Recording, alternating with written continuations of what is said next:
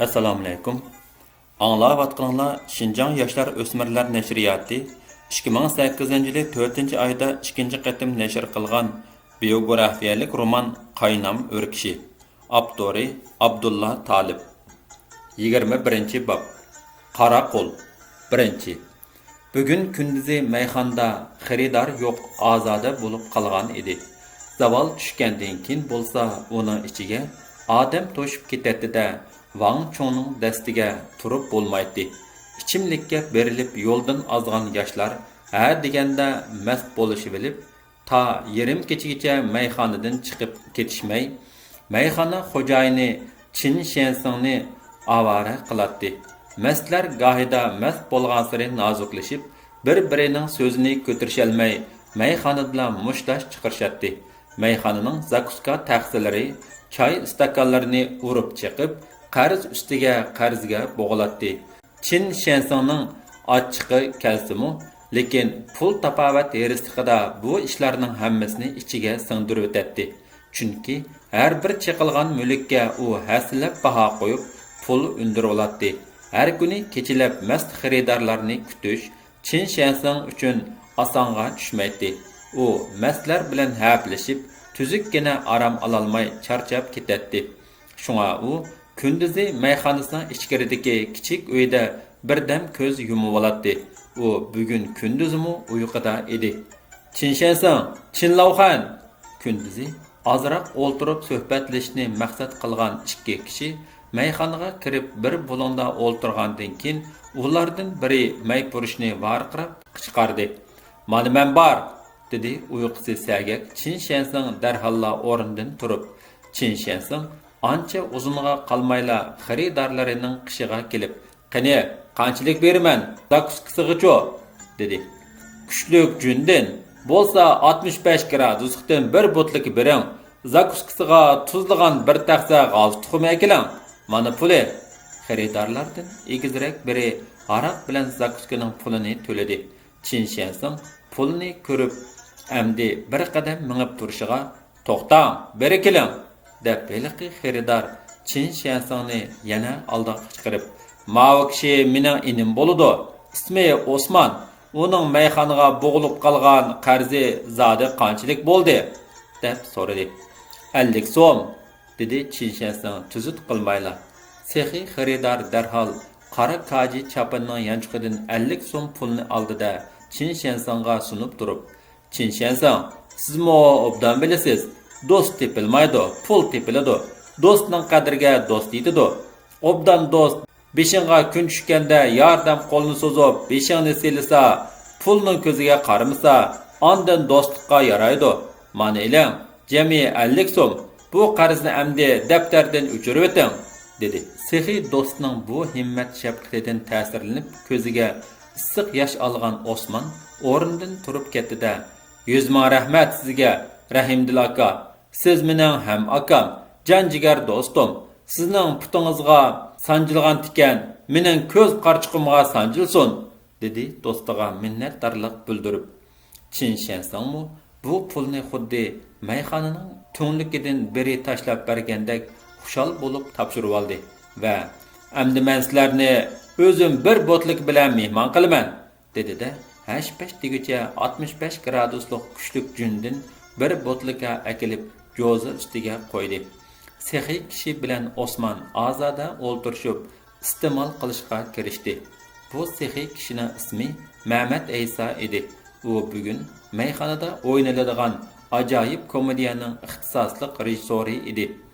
Aroq qarzidan qutulgan Osman hozir kayflikda taqdirni Mehmet Eysaga topshirdi. Mehmet Eysa sehiyligini namoyon qilish uchun yenidan yana pul chiqarib, Chin Shensing akalgan bir botlika junning va tuxum zakuskisining pulini to'layotdi. "Meni xijil qilib qo'ydingiz", dedi Chin Shensing Mehmet Eysaga qarab takalluf bilan.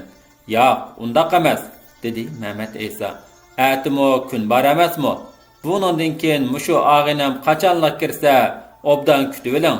Ichgan hariqining puli menga hisob." Shundoq bo'lmamdigan", dedi Chin Shensing Mehmet Eysaga yana tashakkur bildirib. Osman keyingi gaplarni anglagandan keyin texmi ta'sirlanib ko'ziga yosh elib, o'rnidan turdida Mehmet Eysaga qayta minnatdorlik bildirishga boshladi. Ikkalan keyingi botligini ichishga boshladi. Mehmet Eysa romkini o'zi saqiylik qilib aylantirdi. U o'ziga oz qo'yib, Osmonga ko'p uchirib, yarim soatga qolmay Osmonni xili bir yerga olib qo'ydi. Osmon kayflikda xudini yo'qitib naqshi to'g'lab, mayxonani beshiga kiygili turdi. Şopanda haraq içsem şensing dangziga oldi. 6 kunlik olamda kulib olg'inin qoldi. O'rgilibmi biz ketimiz, cho'rgilibmi biz ketimiz. Aldirmanglar Mehmet Eysa qo'rg'onga cho'qim yetimiz. Kakukdan xabar keldi chop itimiz. Aldirmanglar Mehmet Eysa maqsadga cho'qim yetimiz. Naqsha o'qilib mushu yerga kelganda Mehmet Eysa yana darhol romkini to'ldirib Osmonga tutib, "Naqshandan aylanib ketay do'stim. Bulbuldek ovozing yuraklarni eritib, laqta qilibdi. Mushu romkidan keyin hozirgi mungluq naqshani yana bir qitim anglashga xushdarman. Qani ko'tar", dedi. "Bo'ladi", dedi Osmon maqtash so'zidan keyin mast xushliqda uning ko'zlari o'ynab ketdi. "Naqsha aylansin do'stim. Bugun sen miskin g'aribona ulpitingdan shuncha ko'p yordamni aymagan yerda men seningdan naqsham tugul, jinimni aymayman." Osmon aroqni ko'tarib yuqoridagi naqshini yana takrorladi va oxirga buni 4-kupletni qo'shib qo'ydi. "Kakukdan xabar keldi, jononga yetimiz, atqa minib az kunda davonga yetimiz." "Do'stim, bu naqshani", dedi Mehmet Eysa qo'liq bilan. "Menmo o'rganib olay.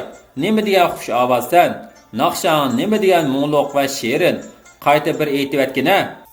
Mehmet Eysa qo'liga qog'oz qalam oldida Osmon takror aytayotganda naqsha tekstni yozishga boshladi. Mehmet Eysa naqsha tekstni to'liq yozib, Osmonga to'ldirib yana bir rumga qo'ydi. Osmon xudini yo'qotgan edi. U oxirgi bir romkini qo'lga elib turib, "Vafodor do'stimning uzun umr ko'rishi uchun", dedi. Osmon keyingi romka bilan tili kalvalishib, tuzuk so'zlay olmay qoldi. Mehmet Eysa mushu paytdan foydalanib chin shansonga, "Mavag'ina hozir sirtqa chiqsa, ancha yaxshi bo'lmaydi. Men tarat qilib kirguncha sizning kichik uyingizda birdam dam ilib mastiki yeshilsin. Uni sirtqa qo'yib etmang. Men uzunga qolmayla kiraman", dedi. Bu vaqa 31 may kuni bo'lgan edi. Bu kuni Lutfulla gizitxona yinida bolalar orasida bizning Mehmet nomli she'rni o'gitib 1-iyulni tabriklayotgan chog' edi. Osmon bo'lsa bugun zerikib, naga birib nima qilishni bilolmay, rasta ko'chada teng'arqab turgan chog'da to'satdan uning yiniga Mehmet Eysa keldida Osmonga salom berib uni boshlab mandi. "Naga bormiz?" dedi Osmon. "Ichimiz", dedi Mehmet Eysa. "Mayxonaga bo'g'ilib qoldim. Bora olmayman. Pul degan mana, ko'rdingmi? Mana men qarzini uzaman." Mehmet Eysa mayda yanchiqida pompib turgan pulni ko'rsatib, paq qilib urib qo'ydi va Osmonni taklif qilib, "Yur, bugun sen mo'zirikanda ko'rinsan. Ikkimiz kechgacha toza xumardan chiqadak ishchi bo'layli", dedi. Osmon bilan Mehmet Eysa texi yaqindala chin shansonning mayxonasida qadahning vositasi bilan tanishgan ashu ulpachlik ikkalanni bugun yana birlashtirgan edi. Osmon ichimlikka berilib qolgandan buyon shahar ichidagi 7 mayxonaning hammasini Tugman beshidagi So'ng Tatay, Gulbog'dagi Vang savzalarining mayxonalarini qoldirmay aralab, aroq ichib, rostilla nurg'un qarzga bo'g'ilib ketgan edi. Bugun u ichay desa puli yo'q. Rastida beshi qetib turganda Mehmet Eysaning uchrab qolishi bir sirliq ish edi. Ular rastiga yaqinroq keladigan koni pochtxona yenidagi Tianjinlik Chin Shansangning mayxonasiga bordi. Osmonni ko'rib Chin Shansangning bir oz judini tutgan edi. Mehmet Eysa uni asta bir yoqqa tortib, "Siz g'am qilmang. Bugun pulingiz qo'lingizga to'liq tegidi", deb xulqiga pichirladi. Mehmet Eysaning gapini anglab, Chin Shansangning chiroyi bir oz echildi va ularni xoli kichik bir uyga boshlab kirib o'ltirg'izdi. Dasmal bilan jo'zni surtib o'tib, choy qo'ydi. Uningdan keyin buyurgan narsalarni akeldi. Keyingi voqealar yuqorida kitobxonlarimizga ma'lum bo'lgan edi. Osman kayf bo'lib Chin Shensangning kichik mayxonasida yetib qolgandan keyin Mehmet Eysa darhol viloyatlik soqchi idorasining 2-bo'limiga berib, metrobining rolini o'ynadi. U amaliyotda Sipi o'zidan kasbiy metrobi edi. Buningdan bir necha oy burun mushu Mehmet Eysa shaharning shimoliy darvozasi sirtidagi Salahun oshpazning oshxonasida o'zi o'ltirgan o'rindan qo'zg'alib, Lutfulla o'ltirgan o'rinning yiniga qisilib kirib, o'ltirmayla Bilal Azizi ustidan tuhmat qilganda Lutfullaning do'stlari tarafidan dakka yeb qo'g'langan edi.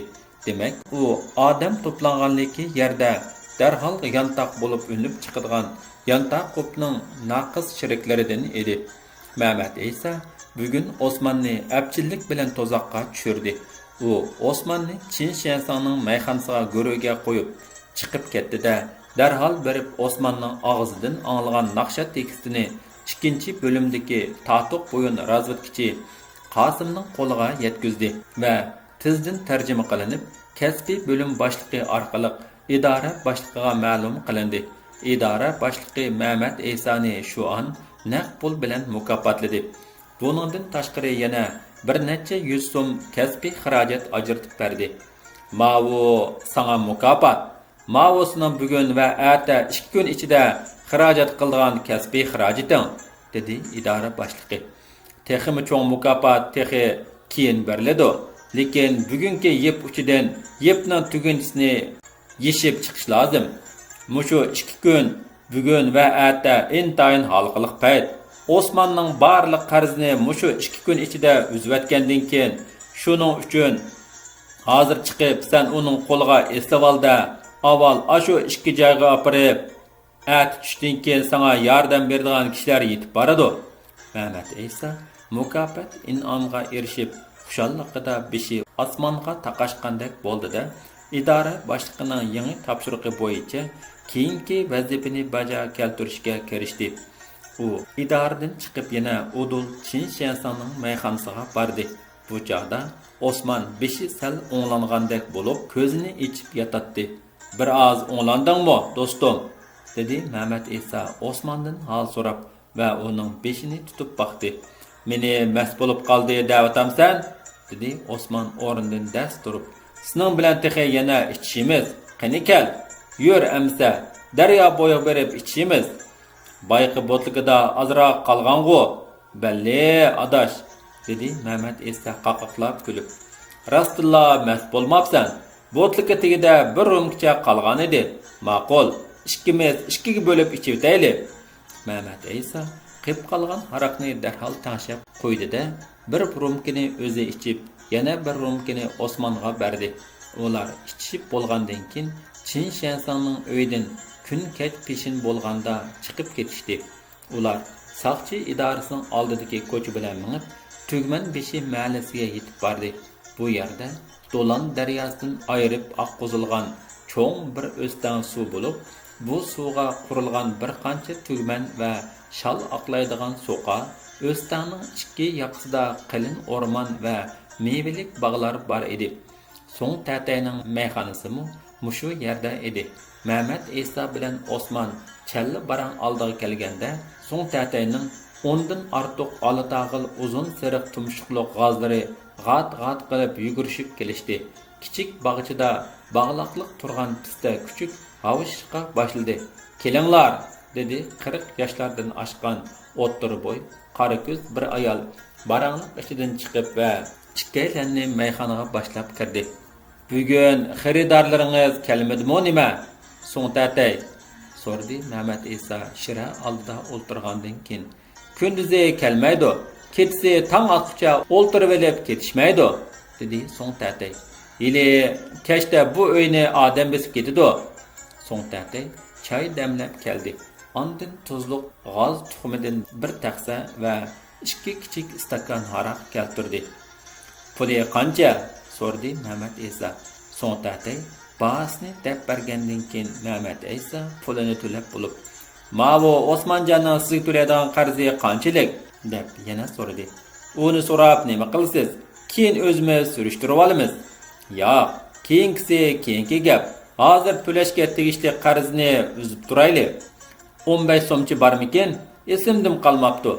Mehmet Aysa yenidan 15 so'm chiqarib Osmonning qarzini uzib etdi.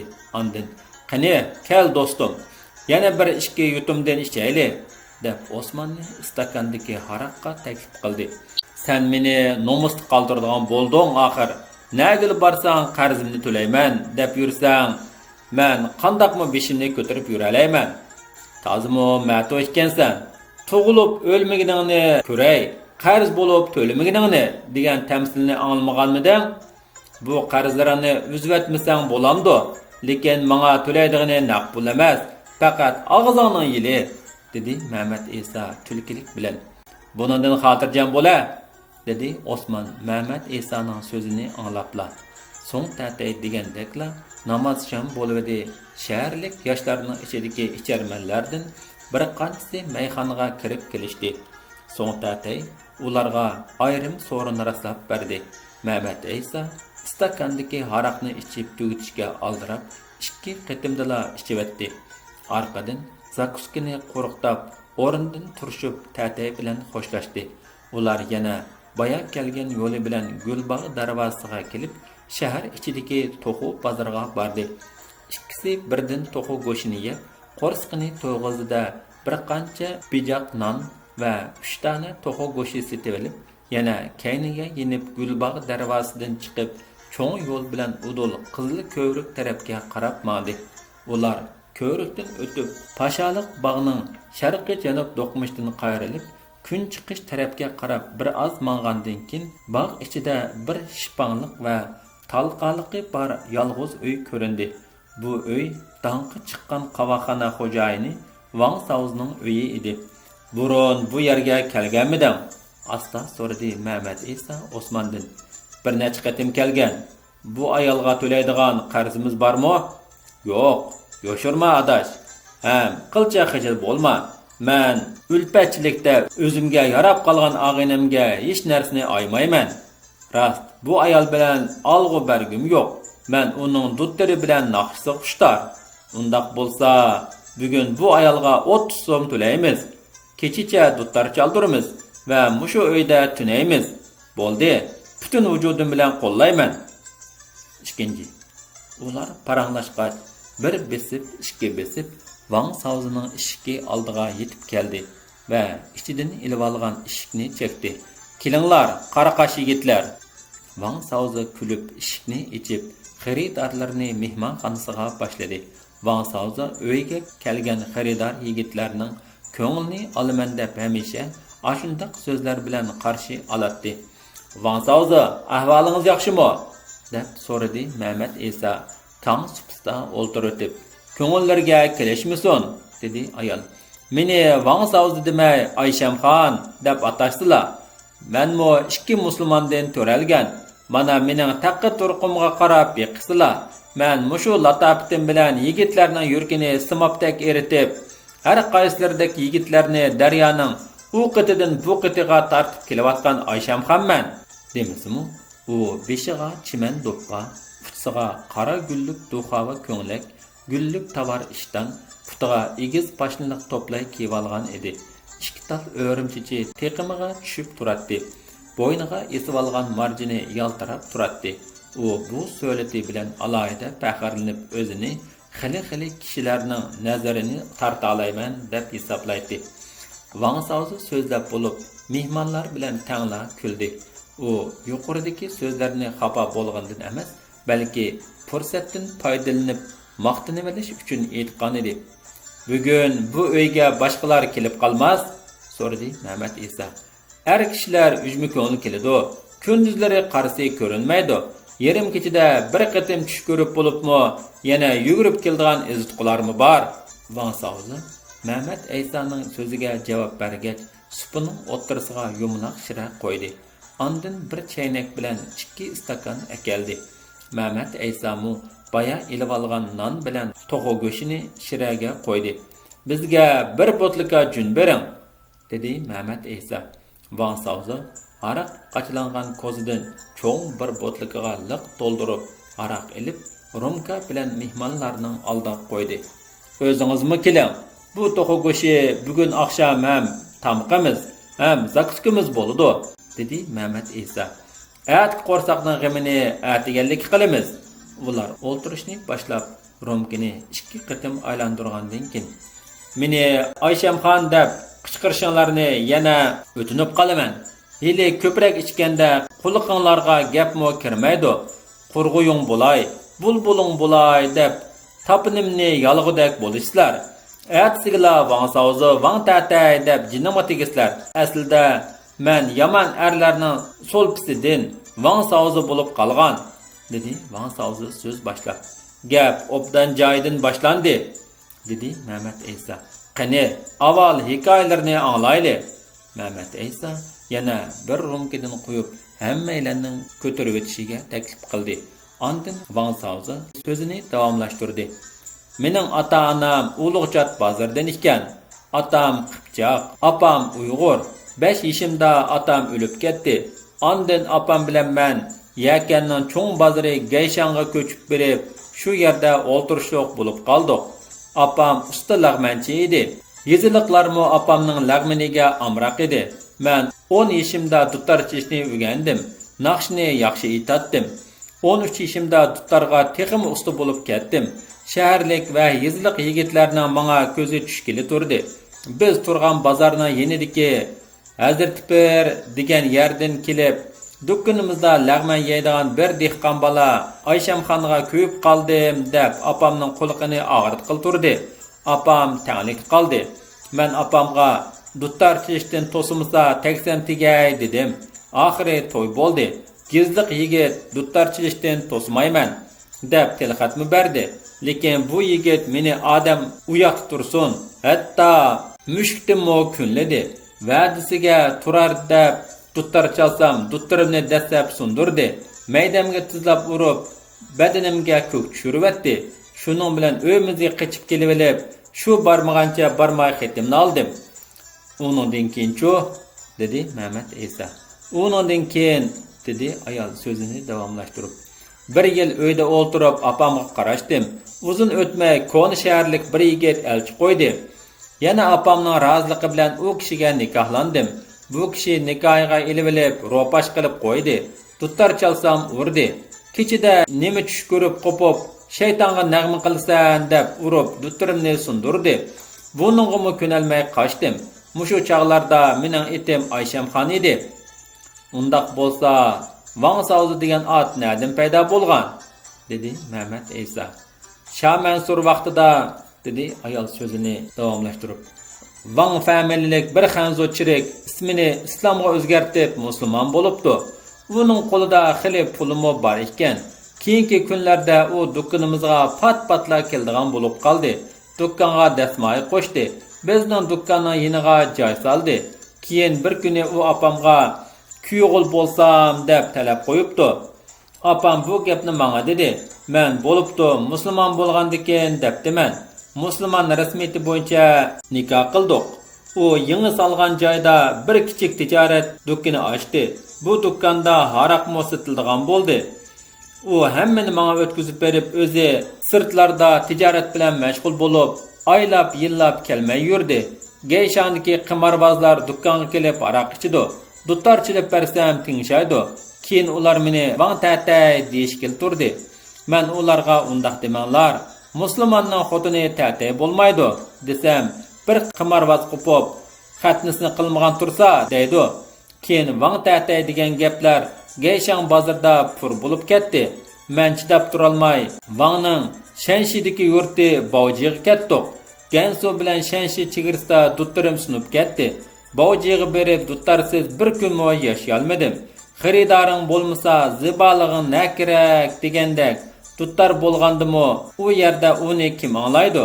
O'lmakni ustiga tepmay qilib, Wang Tatay degan gapdan qochib Baojiga borsam, Baojiliklar Wang Saozi deyishib oldi. Shuningdan boshlab bu ot menga chaplashib oldi. U mo mayli etdi.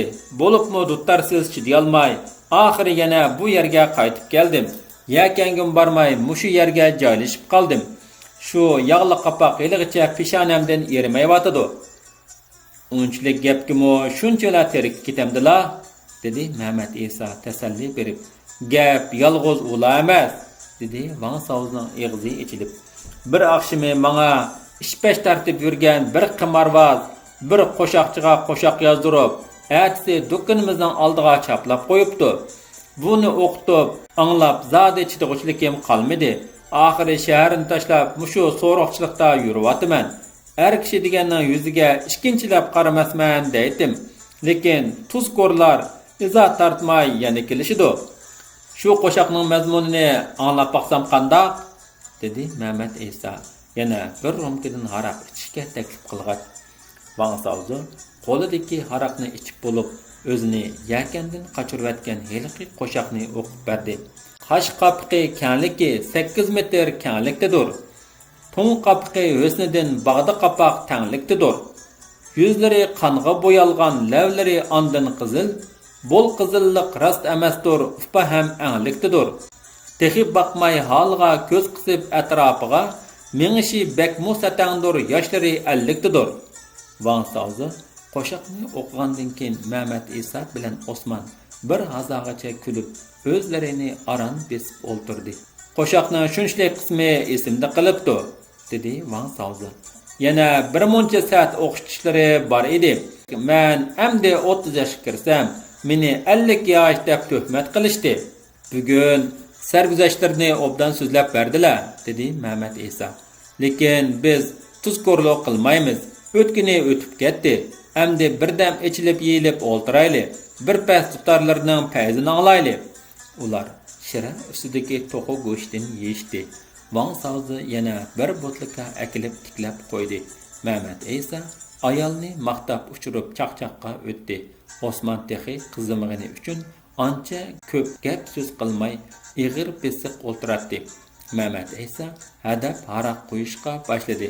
Van Savzu duttarini sazlab bo'lib, ishqivoz g'azallarga bir boshdan chilishga boshladi.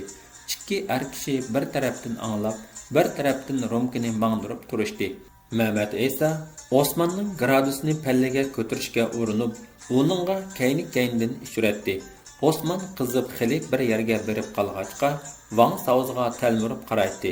U ikki romkini oldida, "Naqshingizdan erib ketyapmiz. Ikkimiz bir romkidan", dedi Van Savzuga. Tajribalik ayol romkini darhol qo'liga olib, ishqiy qo'shoqlardan yana bir kuplet o'qib ichivatdi. Osmanning xushalliqida qo'lidagi romkini ko'tardi.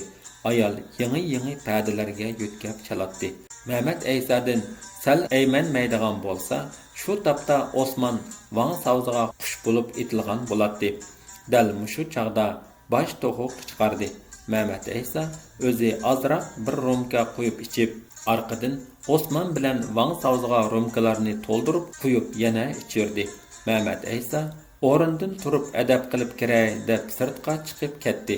Uyning xoli qolgan fursatidan foydalanib, Osman kangdan tushib, Van Savzuga qo'l uzatmoqchi bo'ldi. Mehmet İsa'ning sirtqa chiqishi bilan tang Van Savzuning kuchki havshib ketdi. Ayol kuchkini to'sish uchun talaga yugurdi. Osman qo'lini tishlab qoldi.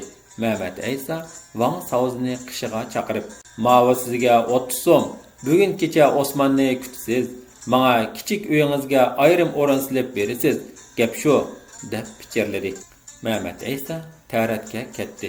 Van Savzu kuchkini jimiqtirib qo'yib, uyiga kirganda Osman eshik tubida maralab, nafsi taqildab turardi. U darhol Van Savzuga esildi. "Qo'yviting, og'iningiz kirib qoldi. Saat bo'ladi. Saat." Mehmet İsa'ning oyoq tebishi anglanganda Osman Van Savzuni qo'yivatdi. Van Savzu darhol Mehmet İsa'ning qo'liga suv akeldi. Ular yana o'rinlarga kelishib, xili bir vaqtgacha ichishdi. Osman mast bo'lib qolgandan keyin Mehmet İsa uni Van Savzunikiga tashlab qo'yib, o'zi yolg'iz soqchi idorasiga kirib ketdi. Davomi bor.